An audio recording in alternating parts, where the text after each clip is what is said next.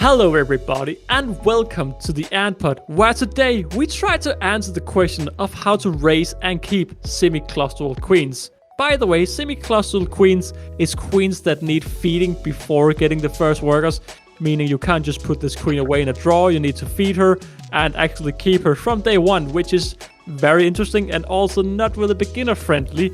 But with me today we have Lynn and Jake. Hello Lynn, I hope you're doing well. Can you please explain some of your stories of raising semi-claustral queens, both successful and unsuccessful? Hello. Yeah, where to start?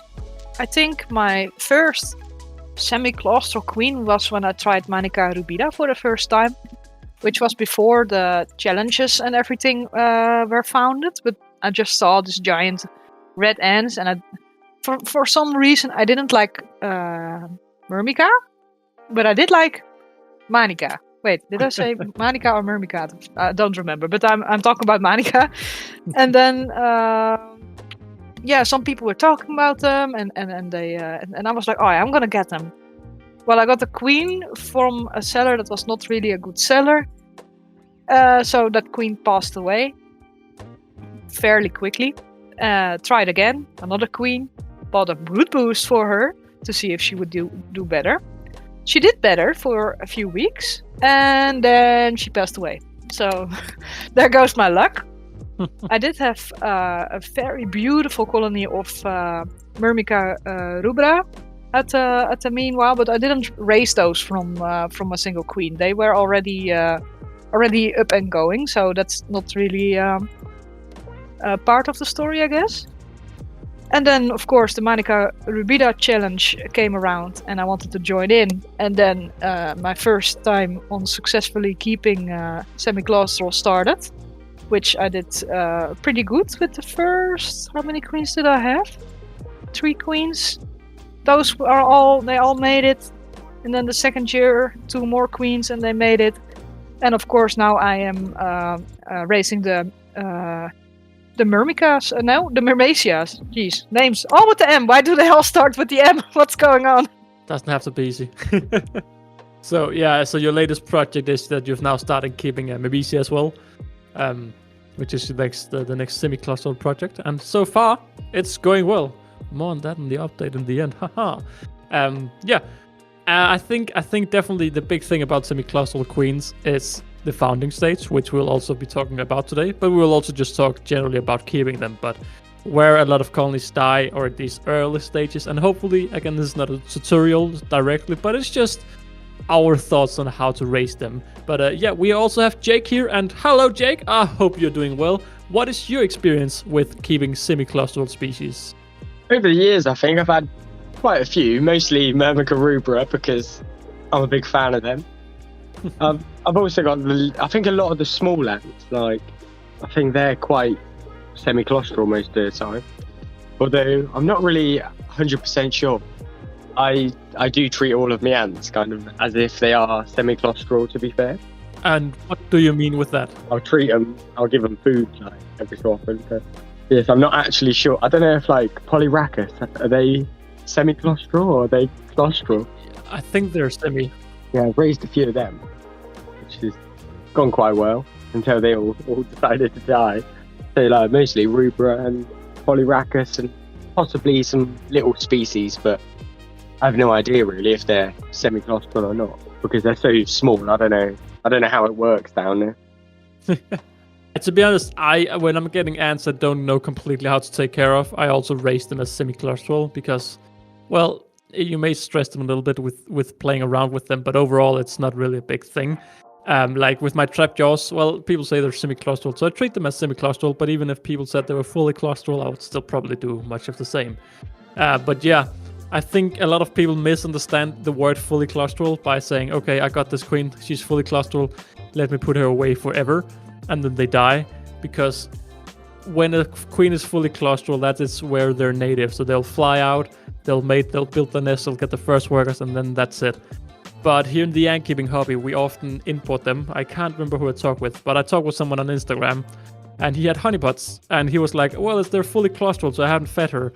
But I know at this stage, this honeypot queen have probably laid egg in America, then been flown all the way to Europe, And at this stage, she's probably running dry on her supplies with absolutely zero brood.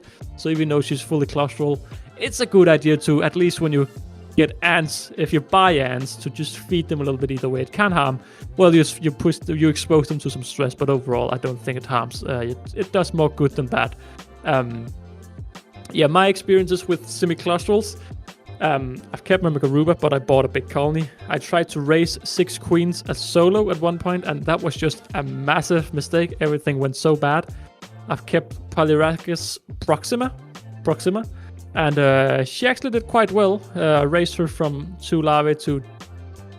I think I actually raised her from X to 2 larvae, 2 big fat larvae. And then she ate both the larvae, even though I did weekly feedings. And I don't know if I did weekly or twice a week at that stage, but... Yeah, I joined the Manica experience as well on the 2nd year, and 2 of the 3 colonies are raised and are doing extremely well. The 3rd colony I put in a jar of dirt, and she died in very quick manner because I never saw her in there. And now, of course, I'm keeping a lot of semi-claustral species like the trapjaws. I'm trying to found the trapjaws. I got a colony earlier with workers. Now I have 2 without workers that I'm trying out. One of them has larvae now, so that seems to be going well. I've tried with 2 different species of bull ants where the Nigroceps actually performed quite well, except she got mites, and then I started my whole mite treatment, which was just the worst idea of my life, except it got some views on YouTube, but well, it wasn't the goal but it was an outcome at least. But I actually think the Nigroceps queen was raised quite successfully, because I got her without workers, and she only got 2 workers, but she had like 5 cocoons in the half year I had her. But then, well, a lot of things happened. But yeah, also keeping Brevinota with larvae. She ate the larvae, raised them from eggs to cocoons now.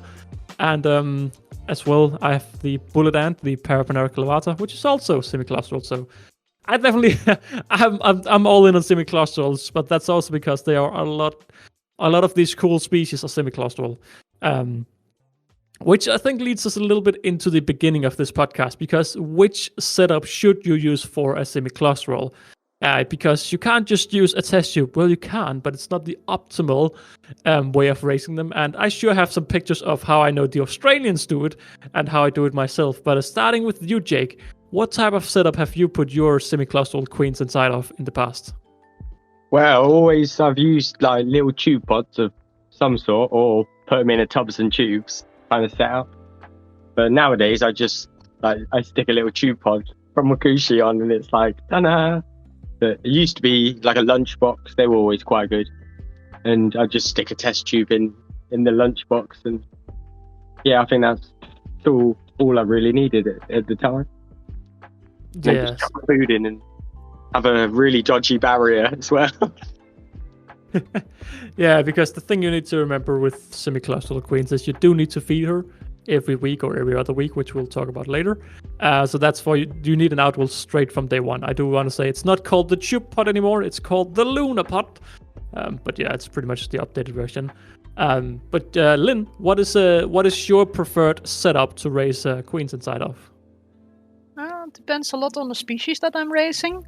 For the Manica rubidas, I really enjoyed using bamboo tubes for them, because they seem to enjoy it as well. It has high humidity, it has these rings inside, it has the gypsum, it supplies them with grip, it has like this sandy texture as well. So they really seem to enjoy that. And of course, I prefer to always give them an outworld right from the start, so the queen can wander around if necessary. I've also tried a few times with or without sand, and it actually seems to, with the Manica at least, they seem to like to have sand around, so they can actually build a little bit with the substrate if needed, like make the entrance smaller or put a little bit inside of the tube, stuff like that. And with the bull ants, I gave them the option, because both queens still have a test tube outside in their outworld. But both of them have immediately moved into the nest when it was available. Yeah, I think it's very well said that it's different from species to species. I've been down both routes. With my Manica, I went for pretty much what you just said, Jake. I went for the tube pod, which again now is called the Luna pod. And yeah, I put a little bit of dirt in the No, not in the tube. I filled up a little bit of dirt in the outworld, and the mannequin could on decide what to do. And she decided to take the dirt into her nest and covered up the tube quite nicely. And she performed well. I also added some springtails back when I made that setup. And now with all my different semi-claustral queens I've received, I have them pretty much in Wakushi nests with gypsum inserts. So the bull ant is in the Memesia set. The bullet ant is also in the Memesia set. The other bull ant and the trapjaws are in the founding set. And with all of them, it's nice because you have a gypsum area, which, just like you said, Lynn, with bamboo tubes, gives a grippy area for the workers to sit and the queen to sit. So it's not just a flat surface. It's not just a 3D printed. It's a little bit of more of a naturalistic look. And also, when you hydrate, it becomes a little bit more humid. So I'm a big time fan of gypsums. There's no way around that. I also added dirt to all of the setups. I actually removed the lids on all the setups. Added dirt both in the gypsum area and in the outworld area. Some of the queens decided to clean it out. Some of them didn't do it, but at least now they had the chance. Thanks to Wakushi saying you should add springtails to all the setups, I also did that. And surprisingly, quite a few of the queens are not that good at taking the trash out. And thanks to the springtails that are living in there, well, they are eating all the debris that are in there. So by default, I pretty much just add springtails to all my setups now, because with these gypsum nests, it's so humid that the springtails can actually stay alive and keep the nest clean. If you had a drier nest, the springtails wouldn't be able to mate and they would just die. So yeah, that's a little bit of my setups. Generally, I think a test tube pod or a Luna pod, these small founding areas where you can connect the test tube up is good, but it also depends on the species. But I've already gone a little bit into the next discussion of whether you should have substrate or not. You've also gone a little bit into it, Lynn, but let's just go all the way around. Jake, would you recommend substrate for semi-claustral queens? No, personally, I'd say, no. I just think a lot of the time the substrate, you lose food in it, and it doesn't take long for little mites to be running around, and it might just be book lice most of the time, but I just don't like it. Always seems to encourage mites in my setups. Yeah, it's definitely scary. I'm not gonna lie. After all of my mites, I hate them. But I also like as long as they don't sit on the ants, I take it calm. Like as long as they're just in there, I don't care. When they're on the ants, I can't care. But that's where springtails are great. If the larvae did need substrate, though, I'd chuck some in. But yeah, unless they really needed it, I wouldn't give them any. No, that's also fair. It's fair. But yeah, like I said before, the nice thing with springtails is if there's mites and stuff like that, the springtails can help fight eating the food before the mites will. Lynn, can you go a little bit into details whether you prefer substrate or not? I think I prefer substrate. With the bigger queens like the bull ants, also in the outworld, because it just gives a nice look, and because the outworld is completely dry. If there's any moisture left in the feeder insects when they put them outside, they will just quickly dry out, so there's no food left in them. I always, pretty much always used sand for my outworlds and inside my nests for the substrate. The Manica rubidas, they took the sand inside themselves, so I didn't need to do that for them. And I completely missed out on a queen because I failed founding her, which was my Pachycondila crassinoda, and she was also semi-claustral. In her case, I actually tried a lot of different methods to see if I could found her, but she failed all of those methods. And she had the cocoa fiber substrate in her outworld because she seemed to like it, very humid. But it didn't go well. She didn't found it. I couldn't keep her successfully. Yeah, that sucks. I think over the past few months or few years, we've really seen a big development in keeping exotic ants and keeping semi-claustral species. Just the general information of the hobby has really improved. Even though we've made this episode, the last episode is the hobby doomed, I feel like the community in the hobby is really getting good at sharing information across each other. So it just makes it so much easier for people to see what works and what doesn't work. Where the Manica experiment was also a brilliant way to showcase how to do things and how maybe what to avoid.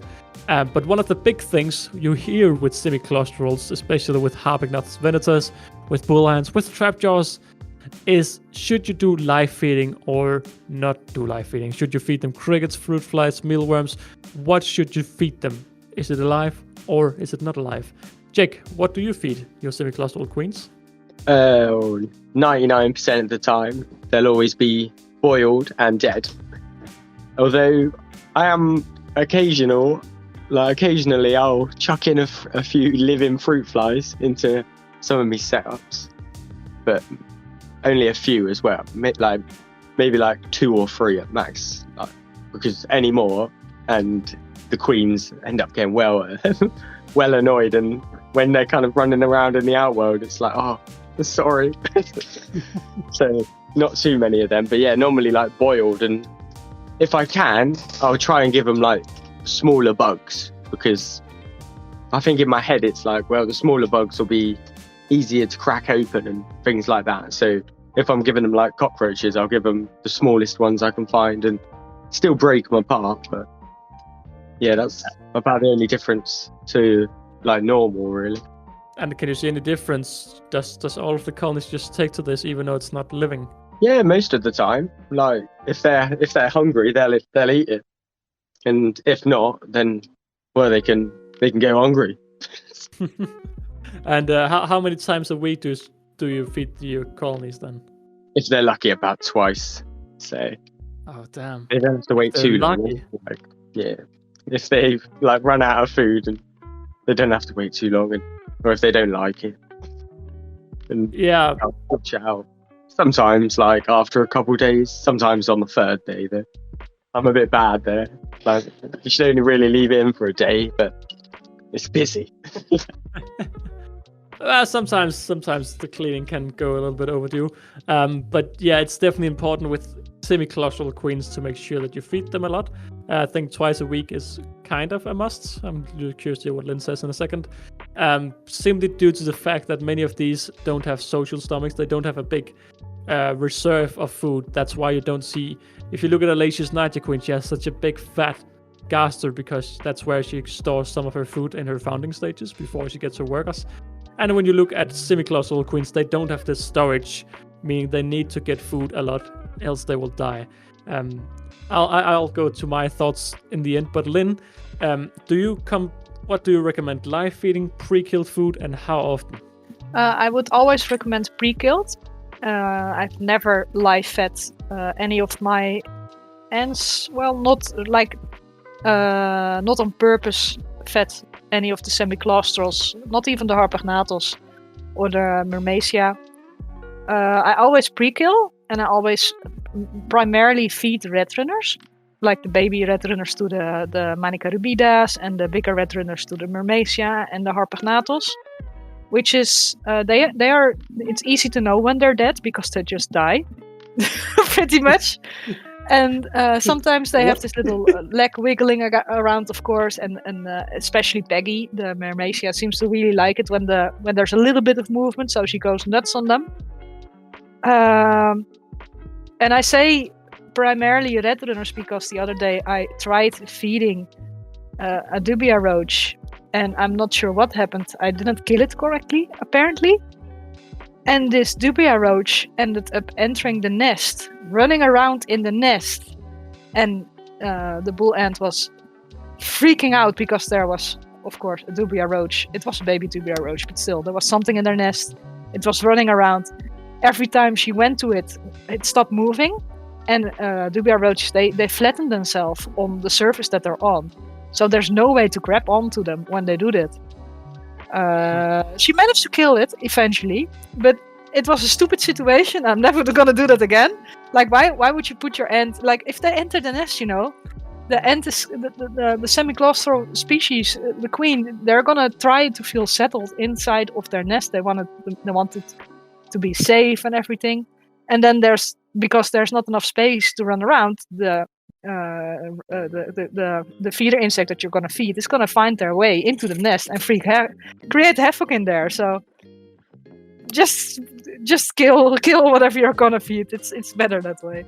Of course, it's beautiful to see an ant hunting, but yeah, the stress. To me, it's not worth it.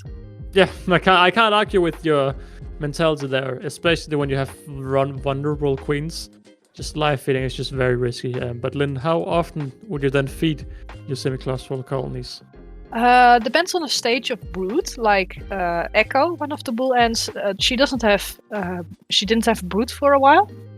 So I would just look at her behavior, see if she was interested in food or not, because generally they go into the outworld when they're hungry. They actually look for the food. They're active looking for the food, actively. And when I see them in the outworld, they will get like sugar and some protein, see if they like it. But if they have brood, if they have larvae or eggs, I will actually increase the protein. And with the other bull ant, Peggy, I actually gave her every two days a red runner, because she had the 7 larvae, and she really needed that as well. The whole roach would just disappear; it would be gone. It would be fully eaten in those 2 days. It was insane. Yeah, but there was also a lot of larvae there, so it makes sense that they're hungry, especially because bull ant larvae are big. They need a good chunk of food. Yeah, what I've done is basically I've never really live fed. I've done live feeding here and there, but I've never consistently live fed any colonies. I do it with my venators sometimes. I give them crickets. I generally prefer just to give pre-kills, like for the reasons Lynn also said. It doesn't cause as much issues just doing pre-killing. Now, like you said, Lynn, the roaches tend to wiggle a little bit around depending on how you kill them.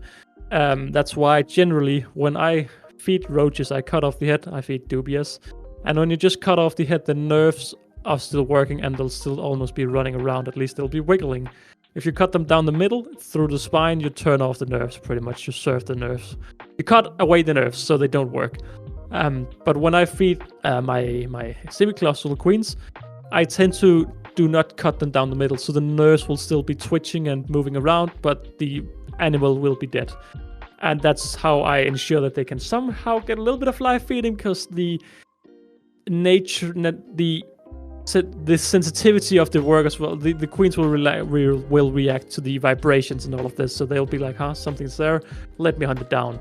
And especially my Brevanoda, she just stings and stings and stings the food that's already dead. What I've also realized is a lot of these, some of them may be active hunters, some of them may not be active hunters. And I try to feed crickets to some of my ants. And what I tend to see is they may sting it, but they may not take it in and eat it, because by design they should know that to sting it and cut it up and eat it.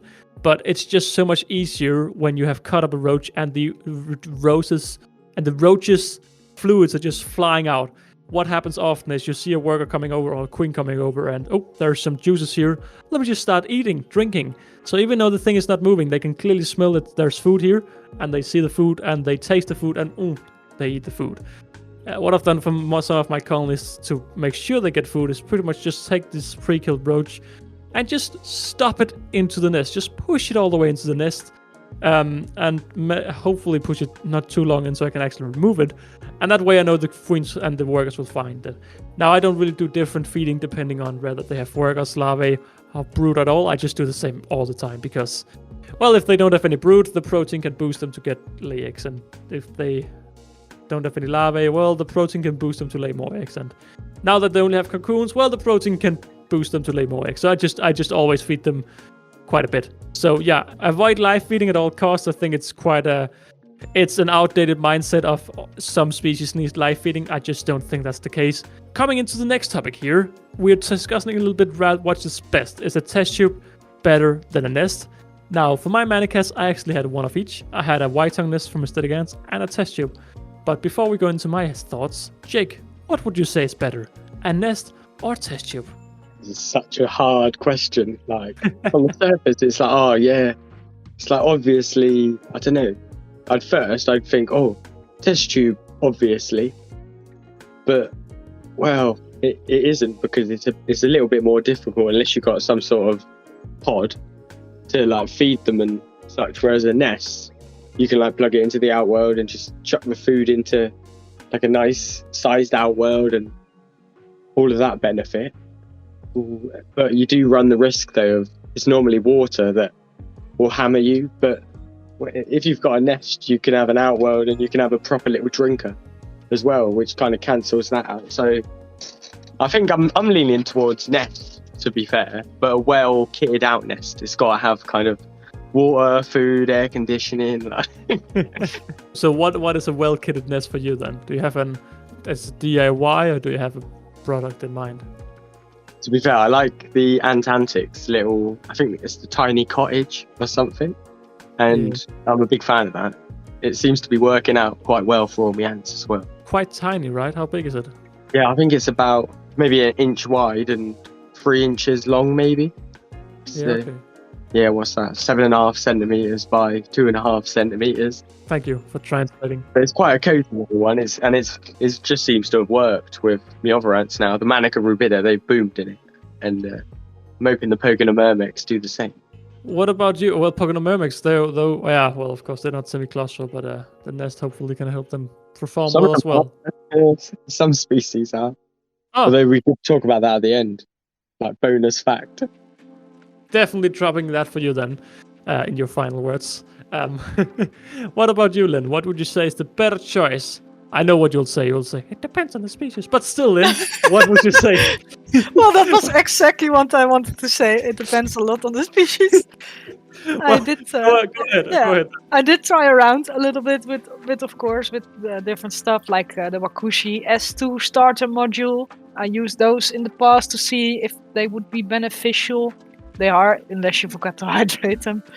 Bamboo tubes, of course. I love bamboo tubes. I actually love bamboo tubes for different species altogether, depending on what I have. I think, the most small nests, if you have a good small nest, they are actually capable of being used to raise semi-claustral queens in. So I would say that nests can be better. I raised my Manica rubida in a test tube setup with a Luna pod, or the old test tube pod, and one colony in the aesthetic ants mini outwell connected to the white-tongue nest, the Ancon white-tongue nest, so the very small one. And I pretty much gave dirt in both setups and followed along. And it was really cool to see, but overall, after keeping both species for half a year or more, I couldn't see a single difference in the nest compared to the test tube. Both of them were performing well, and I fed them and they had dirt and everything looked nice. They had a lot of spring cells as well. And in that regard, I can't see a difference. But it just seems like with all of my semi-claustral queens I have now, I'm using a lot of the Wakushi founding sets in the Gen 4 founding. It's nice because it's a compact setup that you can easily move around. It's an all-in-one, and it's just small. And again, I don't know if it's because, I don't know if maybe it's just I'm bringing the humanity into it, but it seems like the colonies just seem more relaxed when they're in a nest compared to a test tube. And maybe it's just how these, because they're a little bit more active and sensitive, they react a little bit more on vibration. But I feel like often when you move around the test tube, you can easily cause the queen, if she's sitting on the side, to fall on her back and be confused and get a lot of, because it's harder for them to get a good solid grip in a test tube where it's round and small compared to a nest where they have a little bit more space. Personally, I can't say one is better than the other because I haven't done any research that suggests that. Other than I think the ants feel more relaxed from what I've seen in a nest compared to a test tube. But it's hard to say, to be honest. I don't. Is there anything you guys want to go over? Well, that's one thing.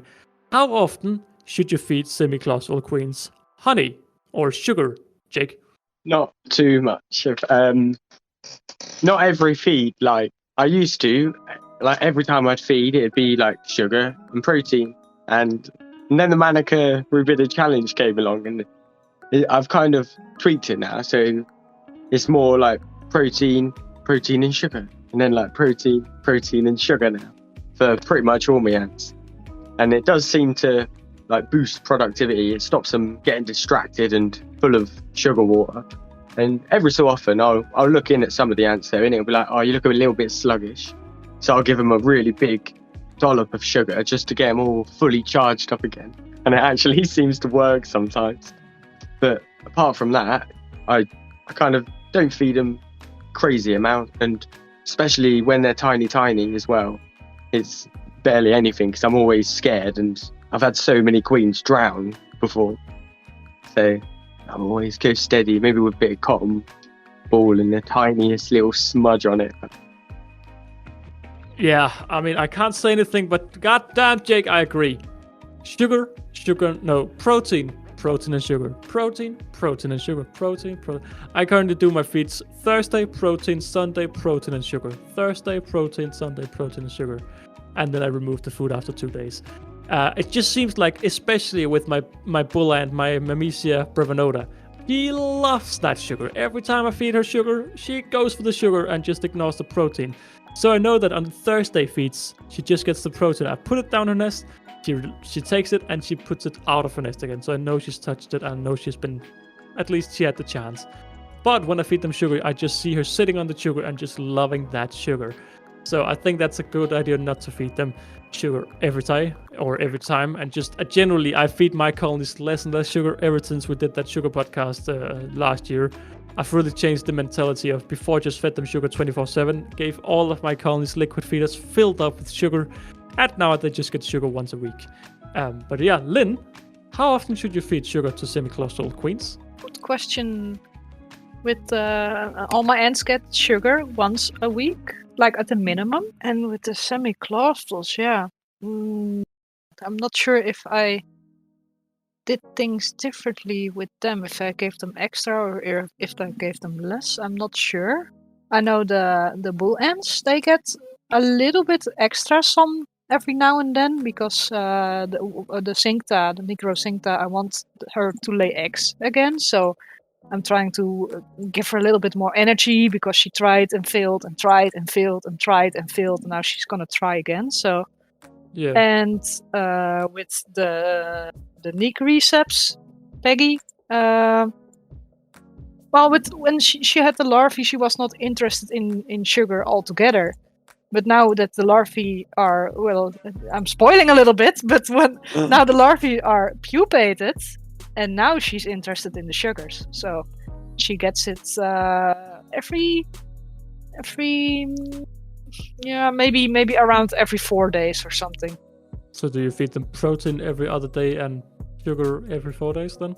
Well, she wasn't interested in the sugar, so I didn't really feel the need to give her sugars along with the protein when I fed her every 2 days, because now because of the larvae being pupae, she is not interested in protein anymore whatsoever.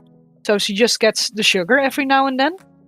And when she had the larvae, she only wanted the protein. She got sugar every week, once a week, but she wasn't interested in it at all. It's interesting how they changed the mentality of depending on they have larvae or if they don't have larvae. But it makes sense. They need to readjust.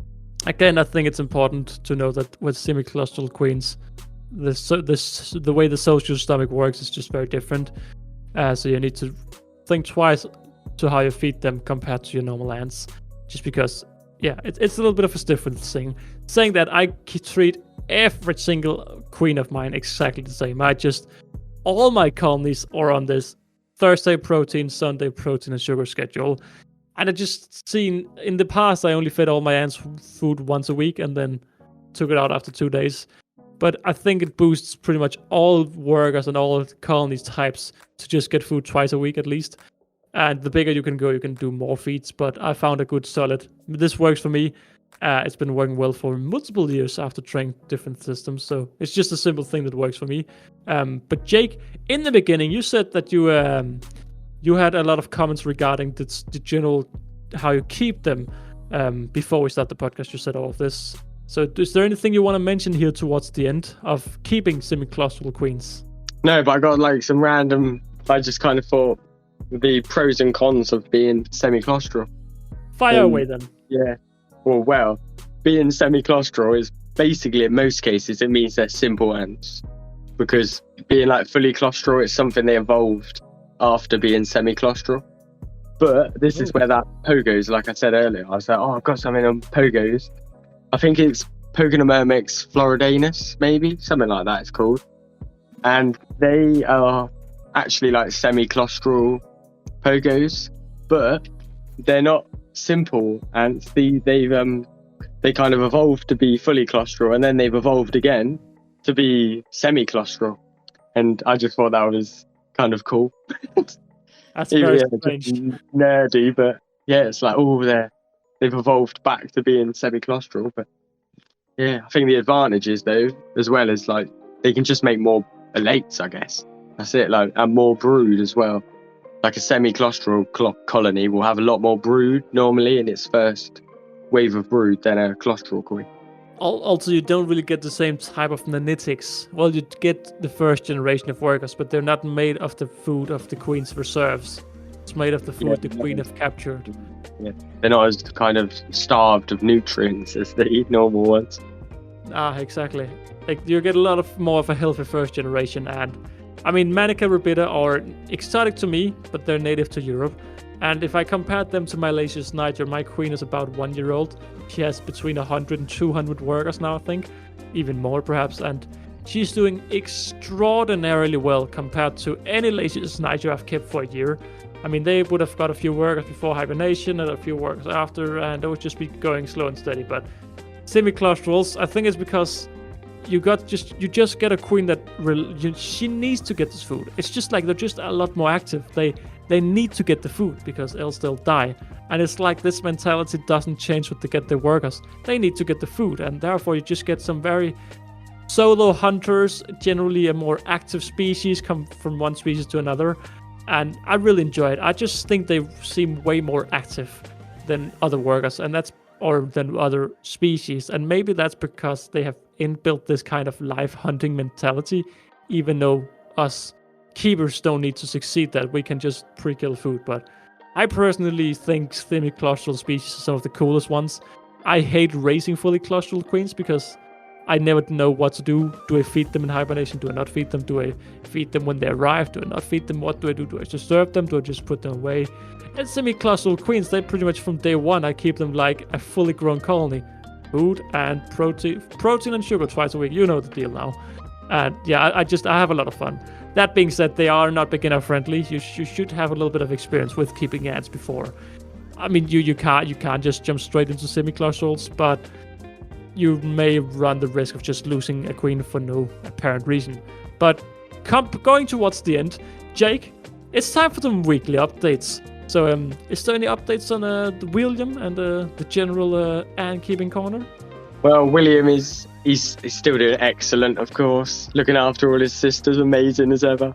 And he's also the most photogenic little worker ever. Like, I went to film him the other day, and every time I film him, it's like literally, it's like, oh, a camera's there. What I'm going to do is I'm going to be a hero and like save one of my sisters or something like that. And yeah, he's doing brilliant. And all the other ants seem to be doing like lovely as well. The Pocono Mermix, I'm just going to, before I say, oh, she's doing absolutely great and is still alive, I'm going to just check. Clever. Yeah, she's all good. And their numbers are starting to like head upwards now. I think two of them have already enclosed in the pogos, but it's all kicking off. That's great. I just want to come back to something I completely forgot to say earlier regarding how to feed the sugar. Jake, you said that it was good to put some sugar on some cotton. What I generally do is, I've also had a lot of death in the past from feeding sugar directly. The thing is, sometimes it turns sticky, and then the ants become so happy they stick their head in there and they never take it out again and they die. What I do now is I take a little cotton plug, I push a little bit of water on it because then it sucks up and the cotton starts sucking, and then I put the sugar on, because if you just put sugar directly on the cotton, sometimes if you at least pack it down to a ball, it'll just roll off the side. But if you give it a little bit of water already, it sucks it up a little bit easier. So that's how I feed all my colonies sugar. A little cotton plug, put a little bit of water on it, and then the sugar on it. As a sugar solution, you can do a sugar and water blend, or you can buy a solution. But Lynn, what are your weekly updates? How's the leaf cutters doing? Well, the setup finally arrived, and I finally built it. So I finally moved them into the setup. So that's awesome. Lovely. And that was a little bit scary for me, because I had to topple over and upside down the cup that they were in, of course, and the the fungus was actually stuck to that. What's it called? I already forgot the name of the thing. The container, the cup. It was stuck to the cup, and I was like, "What do I do now then?" So I very gently tried to scoop it a little bit loose, and the queen was still on it, of course, and the workers, they were all running around and being like, "What are you doing?" And then I dropped it, and it was upside down, and the queen was unhappy that it was upside down, so that was nice. But there were still some bits stuck to the cup, so I tried to get those bits loose from the cup and put them on top of the fungus, and the queen was still angry, so that was nice. What were your first reactions to actually touching the fungus with equipment? It's really soft. It's like cotton candy soft. It's like it just collapses. Well, not really collapses, but you just it's weird. It's what's this brain mush? it's really that's exactly that. Exactly. It's the most weird thing. You can't say if you've touched leaf cutter fungus or played around with it until you've done it. It's just so somehow it doesn't really break apart, and yet it just breaks apart like thin air. It's really strange. But yeah, continue the weekly update. The queen of that she, because I made the hole a little bit too big in the cup, she used leaves to plug up the hole. Well, that didn't work out very well. But they are actually doing very well inside of this new setup. She's cutting. She's going outside of the cup and eagerly, because they're getting dandelion right now, and they are eagerly getting the dandelion. Well, she's eagerly getting the dandelion and placing the stuff everywhere and taking out the dried leaves. But she is then a semi-claustral queen. I was just going to say, like, a leaf cutter's claustral or semi-claustral. Like, physically, they look like they're fully claustral, but they must need to go and get leaves. Well, that's an interesting story. Clearly, if she's going out getting leaves, they must be on the side of the semi-claustrals, They're not I guess. for the baby, though, are they? Like, they're not to feed the baby, I guess. No? That's hard to say.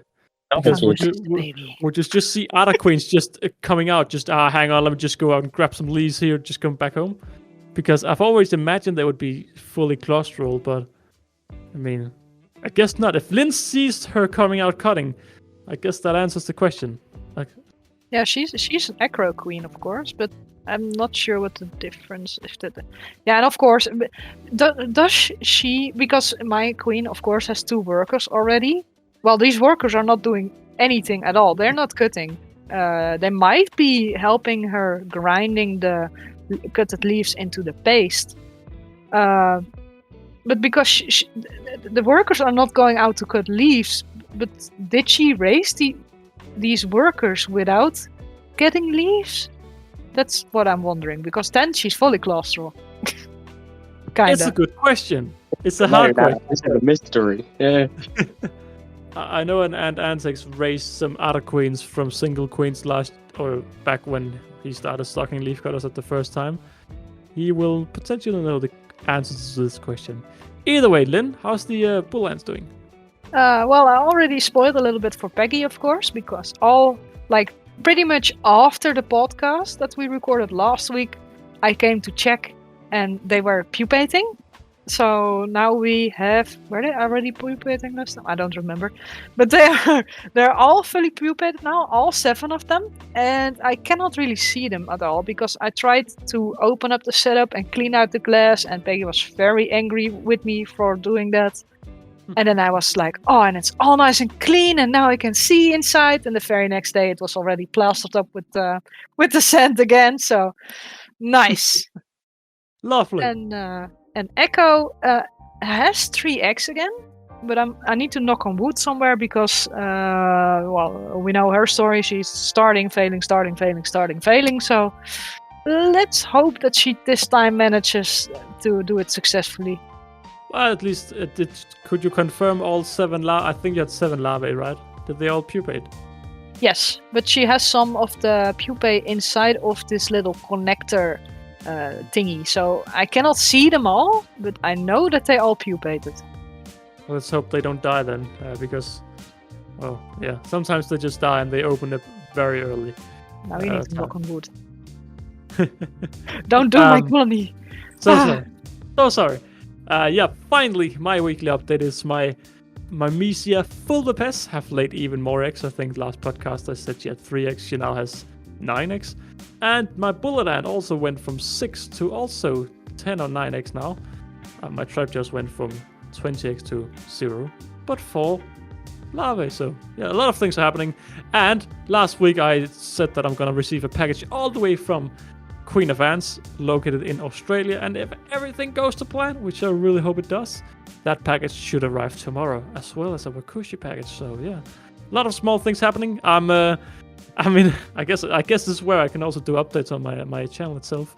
I really want to do some shorts and all of this, but I just don't have the motivation. So therefore, I've started these small daily updates almost of just some of the colonies. So yeah, I've started working on some scripts for a proper full video, but let's see if it becomes a thing or not. But with that being said, that's been my update. And with that being said, I'm just gonna repeat myself. Jake, what are your final words of keeping semi-claustral queens? Just do it. I don't know. Yeah, don't be afraid of them because it's not too difficult. But just make sure that if you're just starting out on semi-claustral, set an alarm on your phone. So, like twice a week, you'll get reminded that I need to chuck a little bit of food in and sort them out, sort of thing. Oh, I love that little scream in the beginning. But yeah, not a bad shout. Give yourself some reminder or an alarm to remember a little bit extra feeding because that is needed. Lynn, what are your final words? Start small. Don't go right away into bull ants. Just try a manica for the first time. See how it goes. See if you like it. I think Myrmicas might be a little bit harder than manicas, but I'm not too sure on that because I've never founded Myrmica from the start. Jake will be able to answer that, I guess. Jake? Yeah, I think Myrmica are definitely a bit more tricky than Manica, or they're devils. Like, if you're starting from just the queen, just try anything but Myrmica Rubra. Well, that answers that. Yeah. I think it's very well said. Don't try with bull ants, don't start with Harpignathus. Well, Harpignathus potentially you can start off with. But still, Manicas are cheaper, and it's a lot of the same routine you have to start now. Twice a week feeding if you've only kept fully claustrals, and it's great fun. I think my Manicas are almost my favorite colony out of all the crazy ones I keep, just because of the sheer growth I've had in 1 year. Like, it's nothing crazy if you look at like Nicoporensis and stuff like that, but I'm just so impressed that this is a European species performing so well and looking so active and crazy. I'd love to see them in the wild because I'm a big fan of my Manica, and I'm not gonna lie, I hope once I have them in the new setup I can make a video where I nickname the Giant Fire Ant. Wow, clickbait, yay! And then I can do a video on my Giant Fire Ant colony. I think they're super cool, super aggressive, super fun to keep. A recommendation to all who are entering the medium ant keeping levels. But I want to say thank you for listening in. The Antpod releases new episodes every Wednesday, and if there's a topic you would like to hear about, be sure to send a message to the Antpod Instagram. And with that, you'll hear more from us at the Antpod next week.